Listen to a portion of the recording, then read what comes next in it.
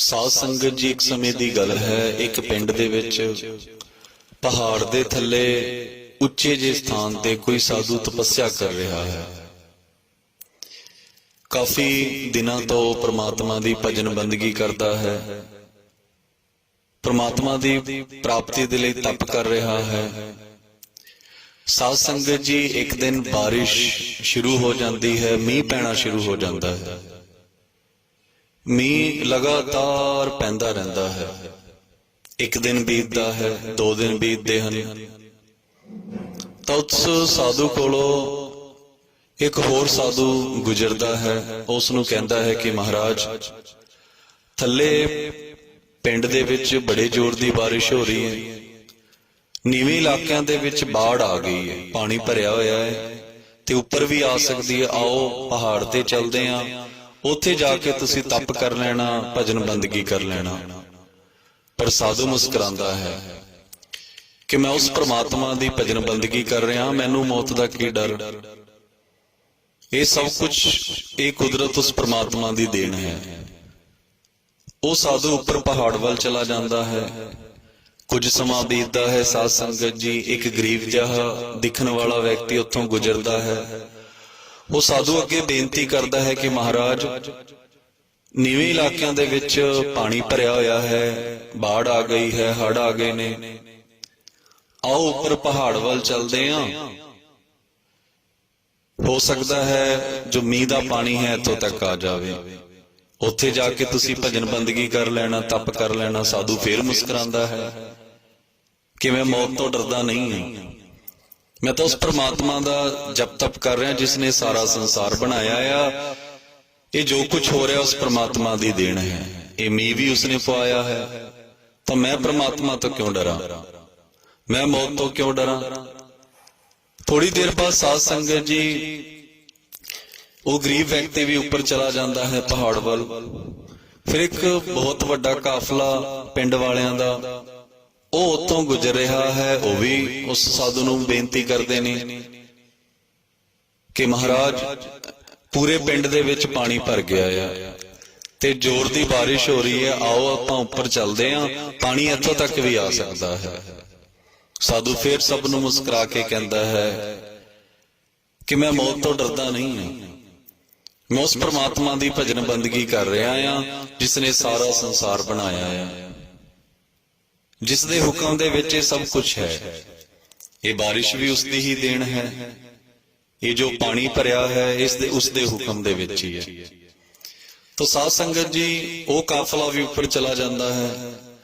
ਐਸੇ ਤਰ੍ਹਾਂ ਸਾਧ ਸੰਗਤ ਜੀ, ਐਸੇ ਤਰ੍ਹਾਂ 2 ਕਾਫਲੇ ਹੋਰ ਉਸ ਪਿੰਡ ਵਿੱਚੋਂ ਜਾਂਦੇ ਨੇ ਪਹਾੜ ਵੱਲ ਤੇ ਸਾਧੂ ਨੂੰ ਬੇਨਤੀ ਕਰਦੇ ਨੇ ਕਿ ਮਹਾਰਾਜ, ਪਾਣੀ ਬਹੁਤ ਜ਼ਿਆਦਾ ਭਰਿਆ ਹੈ, ਉੱਪਰ ਵੱਲ ਆ ਰਿਹਾ ਹੈ, ਤੁਸੀਂ ਵੀ ਸਾਡੇ ਨਾਲ ਚੱਲੋ। ਪਰ ਸਾਧੂ ਮੁਸਕਰਾ ਕੇ ਉਹੀ ਜਵਾਬ ਦਿੰਦਾ ਹੈ। ਤਾਂ ਸਾਧ ਸੰਗਤ ਜੀ, ਪਾਣੀ ਇੰਨਾ ਜ਼ਿਆਦਾ ਭਰ ਜਾਂਦਾ ਹੈ, ਸਾਧੂ ਤਪ ਕਰਦਾ ਰਹਿੰਦਾ ਆ ਕਿ ਉਸ ਪਾਣੀ ਦੇ ਵਿੱਚ ਡੁੱਬ ਕੇ ਹੀ ਉਸ ਦੀ ਮੌਤ ਹੋ ਜਾਂਦੀ ਹੈ। ਤੇ ਸਾਧੂ ਮਰਨ ਤੋਂ ਬਾਅਦ ਜਦੋਂ ਉਸ ਦੀ ਆਤਮਾ ਪ੍ਰਮਾਤਮਾ ਦੇ ਨਾਲ ਮਿਲਦੀ ਹੈ, ਉਸ ਦੇ ਮਨ ਦੇ ਵਿੱਚ ਬੜਾ ਸ਼ੰਕਾ ਹੈ। ਉਹ ਮਰਨ ਤੋਂ ਬਾਅਦ ਉਸ ਪ੍ਰਮਾਤਮਾ ਨੂੰ ਪੁੱਛਦਾ ਹੈ, ਜਦੋਂ ਉਸ ਦਾ ਹਿਸਾਬ ਕਿਤਾਬ ਹੁੰਦਾ ਹੈ, ਕਿ ਪ੍ਰਮਾਤਮਾ ਜੀ, ਮੈਂ ਤਾਂ ਤੁਹਾਡੀ ਸਾਰੀ ਉਮਰ ਭਜਨ ਬੰਦਗੀ ਕੀਤੀ ਤੇ ਮੇਰੀ ਜਾਨ ਦੀ ਰੱਖਿਆ ਤੁਸੀਂ ਕਿਉਂ ਨਹੀਂ ਜੇ ਕੀਤੀ। ਮੈਂ ਸਵਾਸ ਤੁਹਾਡਾ ਸਿਮਰਨ ਕੀਤਾ ਆ, ਭਜਨ ਬੰਦਗੀ ਕੀਤੀ ਹੈ, ਤੇ ਤੁਸੀਂ ਮੇਰੀ ਜਾਨ ਦੀ ਰੱਖਿਆ ਕਿਉਂ ਨਹੀਂ ਕੀਤੀ, ਕਿਉਂ ਨਹੀਂ ਮੈਨੂੰ ਬਚਾਉਣ ਆਏ। ਤਾਂ ਸਾਧ ਸੰਗਤ ਜੀ, ਸਾਧੂ ਕਹਿੰਦਾ ਹੈ ਕਿ ਮਹਾਰਾਜ, हे ਪਰਮ ਪਿਤਾ ਪ੍ਰਮਾਤਮਾ, ਮੈਂ ਸੁਣਿਆ ਸੀ ਤੁਸੀਂ ਆਪਣੇ ਸੇਵਕਾਂ ਦੀ ਰੱਖਿਆ ਕਰਦੇ ਹੋ, ਉਹਨਾਂ ਦੀ ਜਾਨ ਦੀ ਰੱਖਿਆ ਕਰਦੇ ਹੋ, ਪਰ ਤੁਸੀਂ ਮੇਰੀ ਜਾਨ ਕਿਉਂ ਨਹੀਂ ਜੇ ਬਚਾਉਣ ਆਏ। ਤਾਂ ਸਾਧ ਸੰਗਤ ਜੀ, ਉਸ ਪਰਮ ਪਿਤਾ ਪ੍ਰਮਾਤਮਾ ਨੇ ਜੋ ਜਵਾਬ ਦਿੱਤਾ, ਉਹ ਸਾਧੂ ਨੂੰ ਪਰਮ ਪਿਤਾ ਪ੍ਰਮਾਤਮਾ ਜੀ ਫਰਮਾਉਂਦੇ ਨੇ ਕਿ हे ਸਾਧੂ, ਮੈਂ ਤੇਰੀ ਜਾਨ ਬਚਾਉਣ ਵਾਸਤੇ ਆਇਆ ਸੀ, ਪਰ ਤੂੰ ਮੇਰੇ ਵੱਲ ਧਿਆਨ ਹੀ ਨਹੀਂ ਜੇ ਦਿੱਤਾ। ਸਾਧੂ ਬੜਾ ਹੈਰਾਨ ਹੁੰਦਾ ਹੈ ਕਿ ਪ੍ਰਮਾਤਮਾ ਜੀ, ਤੁਸੀਂ ਕਦੋਂ ਆਏ। ਪ੍ਰਮਾਤਮਾ ਜਵਾਬ ਦਿੰਦੇ ਨੇ ਕਿ ਭਾਈ, ਯਾਦ ਕਰ, ਪਹਿਲਾਂ ਮੈਂ ਸਾਧੂ ਦੇ ਭੇਸ਼ ਵਿੱਚ ਆਇਆ, ਫਿਰ ਮੈਂ ਉਸ ਗਰੀਬ ਵਿਅਕਤੀ ਦੇ ਭੇਸ਼ ਵਿੱਚ ਆਇਆ ਤੇ ਸਾਧ ਸੰਗਤ ਜੀ ਫਿਰ ਪ੍ਰਮਾਤਮਾ ਕਹਿੰਦੇ ਨੇ ਮੈਂ ਸੰਗਤਾਂ ਦੇ ਰੂਪ ਦੇ ਵਿੱਚ ਆਇਆ ਤੇ ਤੂੰ ਮੇਰੇ ਵੱਲ ਧਿਆਨ ਹੀ ਨਹੀਂ ਜੇ ਦਿੱਤਾ। ਤੇ ਸਾਧ ਸੰਗਤ ਜੀ ਇਹ ਸੱਚਾਈ ਹੈ। ਸਤਿਗੁਰੂ ਰਵਿਦਾਸ ਮਹਾਰਾਜ ਜੀ ਵੀ ਫਰਮਾਉਂਦੇ ਨੇ ਸਭ ਮੇਂ ਹਰ ਹੈ ਹਰ ਮੇਂ ਸਭ ਹੈ ਹਰ ਆਪਣੋ ਜਿਨ ਜਾਣਾ ਤੋਹੀ ਮੋਹੀ ਮੋਹੀ ਤੋਹੀ ਅੰਤਰ ਕੈਸਾ।